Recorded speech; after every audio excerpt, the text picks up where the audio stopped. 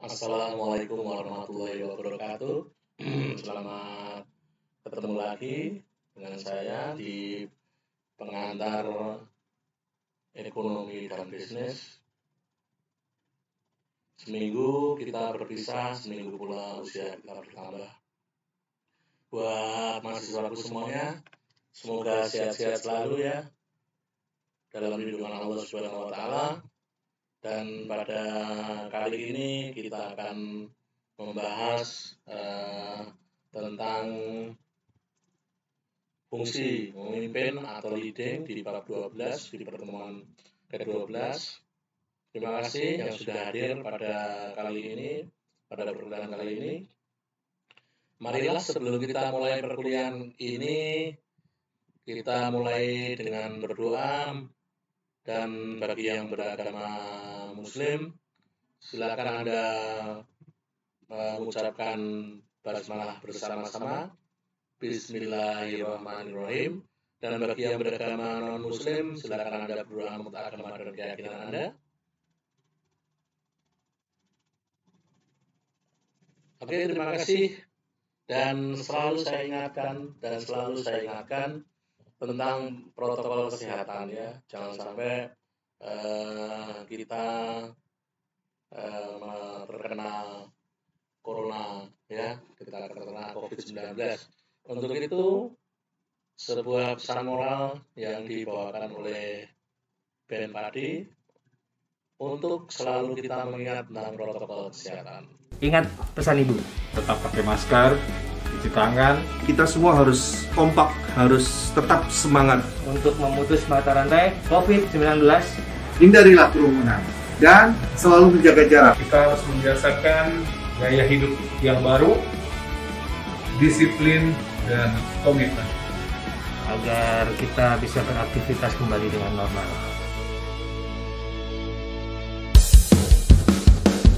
Ingat pesan Ibu, pakai maskermu, cuci tangan pakai sabun, jangan sampai tertular.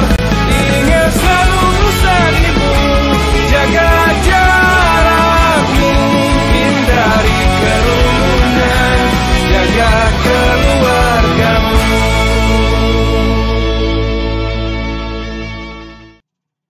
Ya, sebuah pesan dari Ben Padi ya tentang menjaga protokol kesehatan buat kita semuanya, tetap sehat, tetap semangat ya. Buat teman-teman yang ada di seluruh Indonesia, siapapun Anda, kita saling menjaga, saling menguatkan ya. Jangan sampai kita jatuh karena COVID-19 ya. Dan perkuliahan ini tentang fungsi memimpin atau leading ya. Tujuan pembelajaran ini adalah setelah mahasiswa mengikuti perkuliahan ini, diharapkan mahasiswa memahami tentang unsur kepemimpinan dalam fungsi memimpin. Kemudian juga memahami tentang unsur motivasi dalam fungsi memimpin. Dan ketiga adalah memahami tentang unsur komunikasi dalam fungsi memimpin. Ya, buat mahasiswaku semuanya, silakan Anda menyiapkan snack dan minum supaya tidak ketinggalan mengikuti perkuliahan saya. Oke, selamat mengikuti buat semuanya.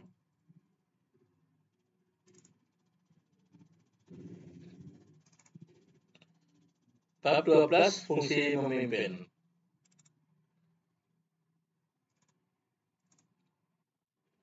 Pencapaian perusahaan seringkali tidak dapat dilakukan dengan mudah. Berbagai kendala dapat dihadapi perusahaan dalam perjalanan mencapai tujuan. Gejolak perekonomian, aktivitas pesaing yang semakin agresif, dan berbagai kesulitan yang menghadang seringkali membuat tujuan yang tidak dicapai perusahaan menjadi penuh tantangan. Permasalahan yang sama terjadi pada perusahaan saat ingin melakukan perubahan agar lebih sesuai dengan tuntutan pasar. Sumber daya manusia perusahaan yang sudah terbiasa dengan cara lama atau old fashion akan memiliki keengganan untuk berubah. Karena tujuan baru perusahaan yang ingin dikejar masih terlalu samar. Hal ini menimbulkan kekhawatiran pada mereka bahwa perubahan tersebut hanya akan menimbulkan berbagai dampak yang merugikan bagi kepentingan karyawan. Setiap perubahan itu pasti membawa dampak, ya, baik itu di dalam perusahaan maupun di dalam sebuah organisasi, ya, baik itu di pemerintahan maupun di swasta. Semua akan berakibat pada dampak. Seringkali orang yang sudah merasa nyaman di dalam organisasi itu, ya, orang yang sudah magro itu apa ya dalam bahasa Indonesia, sudah berada di dalam zona nyaman di dalam organisasi itu, seringkali dia tidak mau untuk menerima perubahan-perubahan yang terjadi. Dia melakukan penolakan terhadap perubahan-perubahan terjadi. Padahal sebuah perubahan ini diperlukan, digunakan untuk membuat organisasi swasta maupun pemerintahan ini menjadi maju. Contoh paling gampang adalah sebuah perubahan yang datang ketika menteri yang ditunjuk oleh Pak Jokowi, Pak Nadiem Makarim, masuk di Kementerian Pendidikan dan Kebudayaan. Ya, kita bisa lihat banyak orang yang shock dengan berbagai kebijakan yang dilakukan oleh Nadiem Makarim. Padahal Mas Menteri itu melakukan satu perubahan tidak atas pemikiran dia sendiri, ya. Melakukan perubahan itu hasil dari diskusi dengan berbagai kalangan, ya. Sehingga Mas Nadiem membuat sebuah gebrakan baru, di antaranya adalah Kampus Merdeka Belajar, di mana perkuliahan itu hanya 2,5 tahun, kemudian yang 1,5 tahun itu magang. Ya, jadi setiap perubahan pasti ada penolakan, apalagi dengan datangnya kebijakan baru. Ya, itu pasti membuat sebuah kebijakan yang dulunya membuat sebuah zona nyaman. Wah, saya sudah di sini, saya tidak mau ada perubahan. Ketika ada perubahan, maka yang terjadi dia merasa masuk ke dalam sebuah zona yang tidak nyaman, ya, zona yang kemudian berubah dari nyaman menjadi tidak nyaman. Padahal apa yang dilakukan itu adalah untuk supaya organisasi itu semakin besar, ya, semakin hebat, ya. Banyak yang terjadi hal yang seperti itu, ya. Bisa kita lihat kepemimpinan, ya, dimanapun, ya, termasuk kepala daerah maupun kepala negara, ketika membuat sebuah kebijakan, sebuah pembaruan di dalam sebuah aturan-aturan itu pasti penolakannya akan luar biasa. Padahal seorang kepala negara, kepala daerah itu membuat kebijakan, ya, membuat kebijakan itu pasti hasil dari diskusi panjang. Tidak mungkin karena keinginan pribadi kemudian dibuat sebuah aturan-aturan itu, ya. Kita baru saja melihat di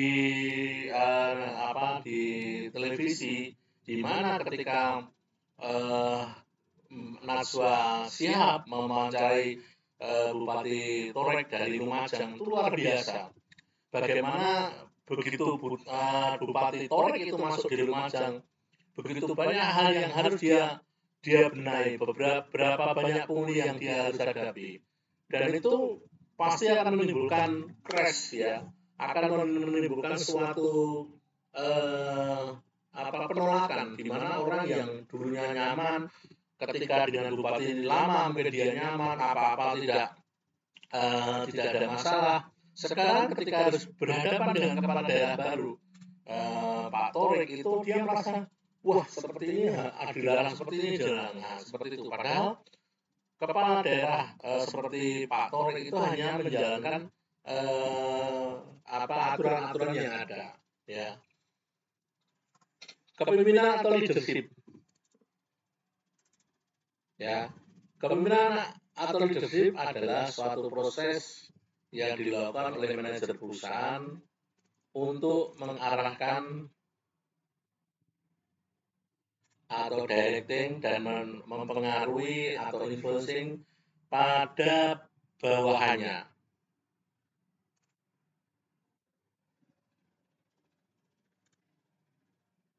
Ya, maaf belum saya pasang PPT-nya.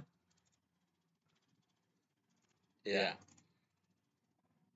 Dalam kegiatan yang berhubungan dengan tugas, ya, agar bawahannya tersebut mau mengarahkan atau mengerahkan seluruh kemampuannya, baik sebagai pribadi maupun sebagai anggota suatu tim, untuk mencapai tujuan yang telah ditetapkan oleh perusahaan. Definisi pemimpin tersebut di atas menyiratkan beberapa hal. Pertama, kepemimpinan memiliki sifat mengarahkan atau directing, yaitu mengarahkan orang-orang yang dipimpinnya untuk mencapai tujuan. Hal ini dilakukan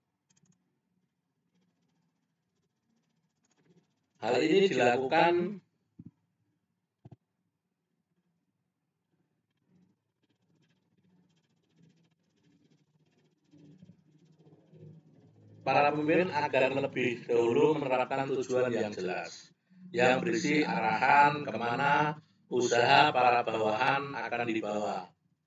Tanpa adanya tujuan yang jelas, akan sulit bagi pemimpin untuk mengarahkan para bawahannya untuk mencapai tujuan. Selain itu, dalam mengarahkan para bawahannya untuk mencapai tujuan yang telah ditetapkan, para pemimpin harus mengembangkan mekanisme ganjaran, imbalan atau hukuman, ya, reward and punishment. Ganjaran atau imbalan diberikan apabila karyawan melakukan kinerja yang baik, sedangkan hukuman diberikan kepada karyawan yang memiliki kinerja buruk atau tidak baik. Sedangkan yang kedua adalah kepemimpinan yang mempunyai sifat mempengaruhi atau influencing. Yakni dalam hal ini pemimpin harus mampu mempengaruhi para bawahannya baik dengan perkataan, sikap, kepribadian, dan perbuatannya agar para bawahannya mau bekerja sama dalam proses pencapaian tujuan perusahaan. Ketiga, pemimpin memiliki wewenang atau authority, yaitu hak yang dimiliki pemimpin untuk memerintahkan orang lain atau bawahannya dalam kegiatan-kegiatan yang berhubungan dengan tugas atau pekerjaan. Wewenang ini berasal dari kekuasaan atau power yang dimiliki seorang pemimpin. Dengan demikian, kekuasaan yang dimiliki pemimpin tidak sama atau sebanding dengan kekuasaan yang dimiliki oleh bawahannya. Dalam hal ini, para pemimpin memiliki kekuasaan yang lebih besar daripada para bawahannya. Salah satu hal yang terpenting dalam kepemimpinan adalah bagaimana dapat mempengaruhi pihak-pihak yang dapat membantu pencapaian tujuan organisasi.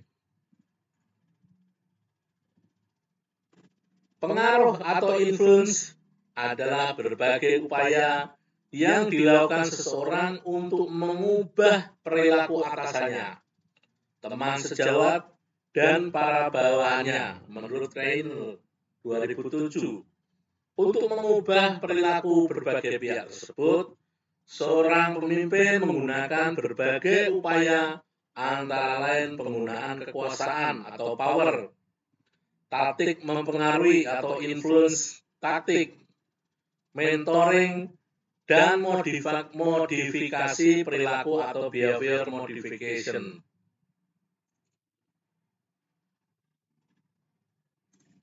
Kekuasaan adalah power atau ability yang dimiliki seseorang untuk menguasai sumber daya manusia, informasi, dan material agar suatu pekerjaan dapat dilaksanakan. Kekuasaan memiliki 3 dimensi, yakni kemampuan untuk mendominasi atau power over, kemampuan untuk berbuat sesuatu atau power to, dan kemampuan untuk menolak permintaan pihak lain atau power from. Rumusan kekuasaan tersebut menekankan bahwa kekuasaan merupakan suatu kemampuan dan hal ini berbeda dengan wewenang, ya. Jadi kekuasaan dan wewenang itu berbeda. Di mana wewenang merupakan hak untuk mengarahkan bawahan karena secara resmi pemegang wewenang diangkat oleh otoritas yang lebih tinggi untuk memiliki hal tersebut. Ya. Jadi kalau di Indonesia kan kadang-kadang menyamakan antara wewenang dan kekuasaan. Ya, di Indonesia ada semacam semacam ambiguous, ya. Jadi kalau dia sudah punya kekuasaan, berarti dia punya kewenangan. Dan kewenangan, kalau dia punya kewenangan, berarti dia punya kekuasaan. Padahal kekuasaan dan wewenang itu berbeda sama sekali, ya.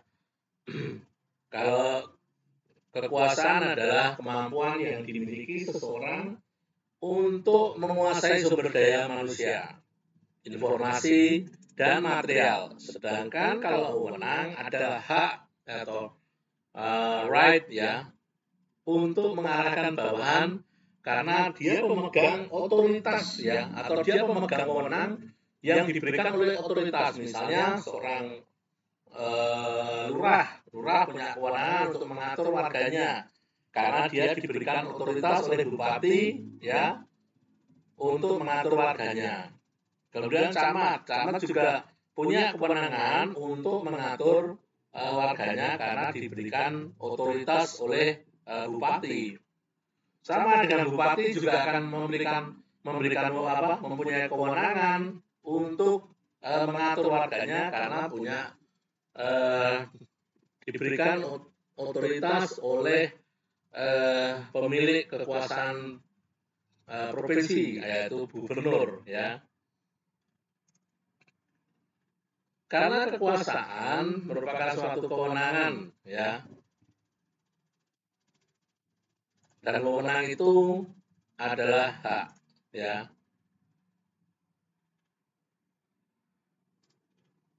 Kewenangan itu ada 3, ya. 1, seseorang memiliki kewenangan tetapi tidak memiliki kekuasaan. Ada nggak? Ada. Seseorang memiliki kewenangan dan sekaligus juga kekuasaan. Ini banyak yang terjadi. Seseorang punya kekuasaan tapi tidak punya wewenang. Nah, ini ya banyak terjadi juga seperti ini. Jadi dia punya jabatan tinggi tapi dia tidak punya wewenang, ya, tidak punya wewenang apapun, ya. Dia hanya sebagai boneka saja, ya. Jadi memang semuanya ada apalagi di Indonesia ini banyak, ya, punya wewenang tapi tidak punya kekuasaan. Ya, ini banyak terjadi ketika ajang pilkada, ya, itu, ya. Jadi mereka adalah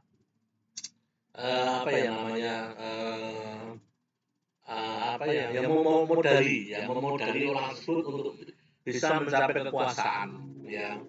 Sehingga ketika dia orang tersebut masuk di dalam kekuasaan, ya, dia menjadi pemimpin, punya kuasa, tapi dia tidak punya wewenang karena wewenangnya diambil alih oleh orang-orang yang pemberi modal. Dia nggak berani karena dia kalah dalam permodalan, ya. Jadi kalau di dalam bahasa Jawa apa ya, yang modal itu ya. Jadi misalnya saya pengen jadi kepala desa, ya. Tapi saya nggak punya uang. Saya pengen jadi kepala desa, tapi saya nggak punya uang.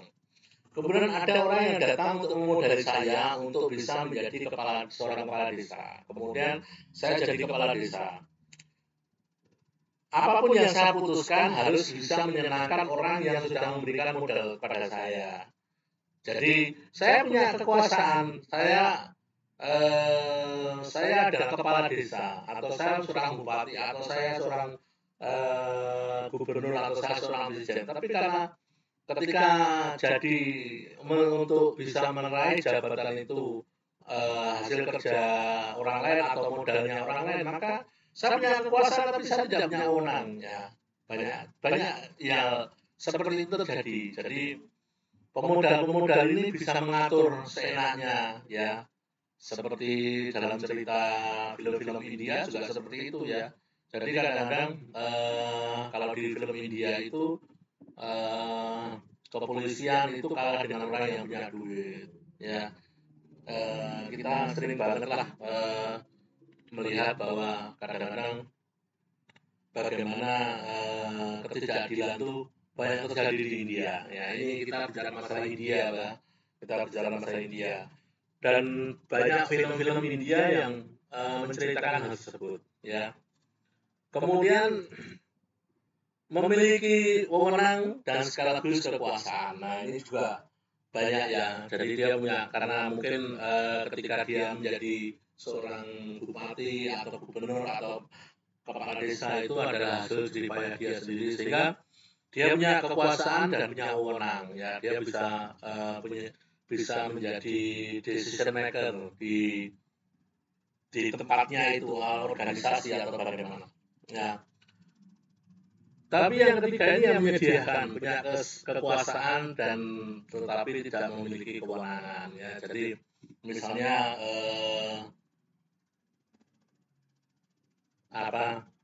nomor 1 tadi memiliki kewenangan tapi tidak punya kekuasaan. Nah, itu yang tadi, yang pemodalnya itu yang punya wewenang tapi tidak punya kekuasaan. Nah, kebalikan yang ketiga ini, punya kekuasaan tapi tidak punya wewenang, ya. Jabatan dia tinggi tetapi dia tidak punya kekuasaan apapun karena wewenang ada di yang pangkatnya lebih rendah daripada dia. Mungkin ada seperti pangkat jenderal tapi kewenangan kopral, gitu, ya. Pangkat jenderal kewenangan kopral. Tapi ada juga yang pangkatnya kopral tapi kewenangan jenderal. Artinya walaupun dia tidak punya kekuasaan tapi dia bisa mengatur orang, ya. Yang ketiga tadi adalah dia punya kekuasaan tapi tidak bisa mengatur orang. Dan satunya adalah dia bisa mengatur orang tapi tidak punya kekuasaan. Nah, seperti itu, ya. Dan itu banyak terjadi di negara-negara di India, ya. Kita bicara masalah India. Next, sumber-sumber kekuasaan, ya. Sumber-sumber kekuasaan. Seorang pemimpin seringkali tidak hanya memperoleh kekuasaan dari satu sumber kekuasaan, melainkan dari berbagai sumber kekuasaan secara simultan. Semakin banyak sumber kekuasaan yang dimiliki oleh seorang pemimpin, maka akan semakin besar pula pengaruh yang diberikan oleh pemimpin tersebut. Sebagai contoh, John F. Kennedy berkuasa selain sebagai presiden terpilih Amerika Serikat, ia juga dikenal memiliki wibawa dan kemampuan retorika yang sangat baik. Salah satunya yang kita contoh ya, ada 5 macam sumber kekuasaan seorang pemimpin, yaitu legitimate power, expert power, reward power, coercive power, referent power. Ya. Di Indonesia juga punya, ya kalau di Amerika punya John F. Kennedy yang dibunuh dengan ditembak ketika ada pawai, dan di Indonesia ada yang punya seperti itu, ya, adalah Bung Karno, Presiden pertama Indonesia. Dia punya kekuasaan dan dia memang benar-benar mempunyai wibawa dan kemampuan retorika yang luar biasa.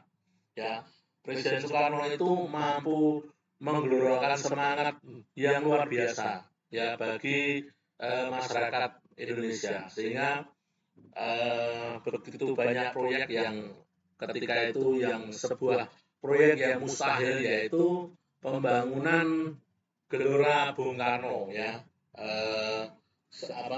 stadion utama Senayan itu ya, yang sekarang jadi GBK, Gelora Bung Karno itu. Ketika itu siapa sangka Indonesia bisa membangun stadion yang luar biasa seperti itu, ya. Kemudian membuat Monas ketika itu, ya, bangunan-bangunan fenomenal yang sampai sekarang masih berdiri kokoh, ya, Monas, kemudian patung Pancoran, ya, toh, kemudian ada GBK, dan itu luar biasa. Bahkan Masjid Istiqlal itu juga dibangun oleh pada saat Bung Karno. Ya, luar biasa. Apa yang dimaksud dengan legitimate power? Dalam hal ini, pemimpin memiliki kekuasaan karena ia diberi kewenangan oleh otoritas atau pemegang kekuasaan yang lebih tinggi. Ya, kalau di dalam perusahaan, contohnya direksi perusahaan memiliki kekuasaan yang sah karena mereka diangkat oleh rapat umum pemegang saham atau RUPS, ya. Kemudian gubernur yang dipilih oleh rakyat disahkan oleh presiden, bupati yang dipilih rakyat disahkan oleh gubernur, ya. Kemudian kalau camat sih memang anak buahnya bupati, ya. Tapi kalau lurah atau kepala desa itu dipilih oleh rakyat dan diberi kekuasaan atau otoritas oleh bupati, ya. Jadi yang lebih tinggi yang memberikan otoritas. Kemudian yang kedua adalah expert power, keahlian yang sangat menonjol dapat menjadikan seorang ahli memiliki kekuasaan berdasarkan otoritas keilmuan di bidangnya. Para ahli tersebut misalnya Ibnu Khaldun, Adam Smith, John Maynard Keynes, Milton Friedman, Einstein, Newton, Kuncoro Ningrat, Wijaya Niti Sastro, memperoleh kekuasaan atau otoritas karena keahlian di bidang ilmu pengetahuan yang dimilikinya. Expert power, ya. Dia memiliki kekuasaan karena keilmuannya, ya. Ya, siapa yang bisa bisa mendebat bagaimana keilmuan Einstein, Newton, bahkan Kuncoro Ningrat dan Wijaya Niti Sastro, ya, pengarang buku termasuk yang expert power di Indonesia. Reward power, ya, yang ketiga adalah reward power. Kekuasaan ini dimiliki oleh seorang pemimpin karena pemimpin tersebut gemar memberikan hadiah atau imbalan, terutama dalam bentuk materi. Nah, kalau ini sudah pasti, ya, gampang tertebak, ya, gampang tertebak.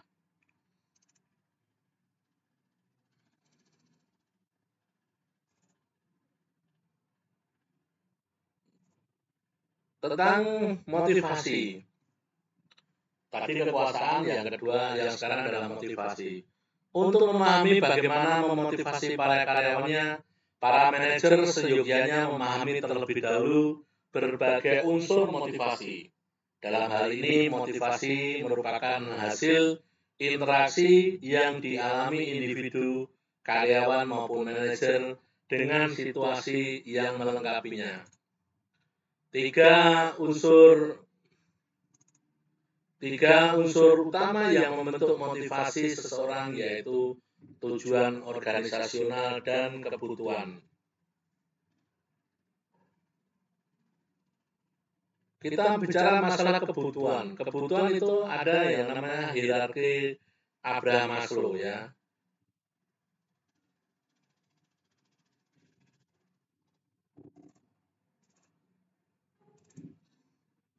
Hierarki Abraham Maslow.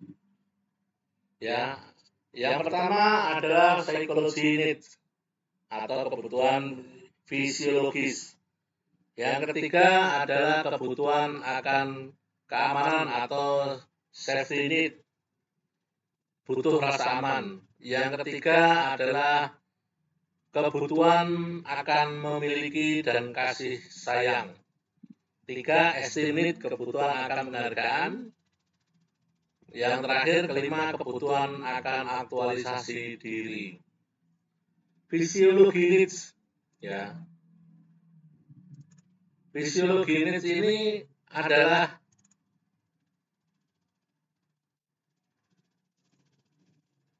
kebutuhan dasar manusia.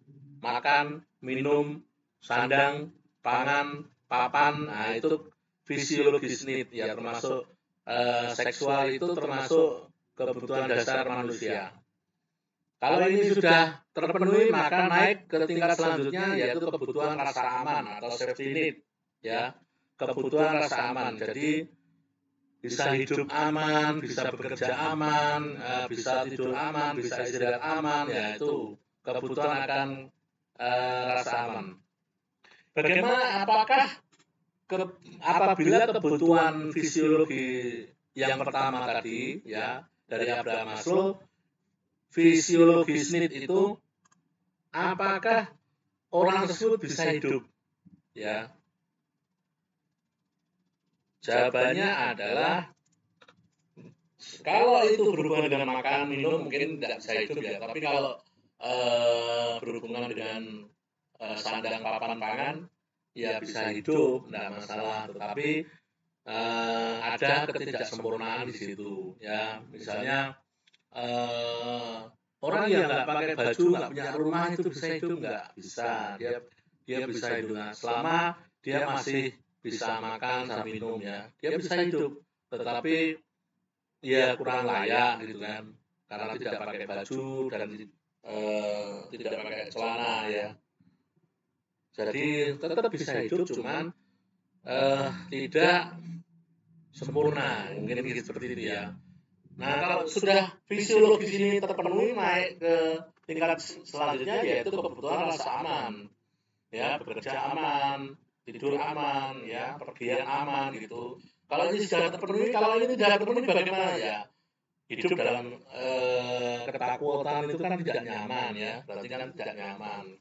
Naik lagi ke sosial ya. Kalau sudah terpenuhi rasa aman, hidup dengan sosial yaitu kebutuhan akan berteman ya, berteman, bersahabat, bertetangga, itu kebutuhan akan sosial. Punya teman, sahabat, tetangga itu. Kemudian yang keempat adalah kebutuhan akan penghargaan. Ini setiap orang pengen dihargai ya. Kita lomba makan kerupuk aja pengen menang ya. Nah, karena apa? Kita pengen ada penghargaan untuk diri kita. Walaupun kadang-kadang kita malu-malu kucing ya. Kita malu-malu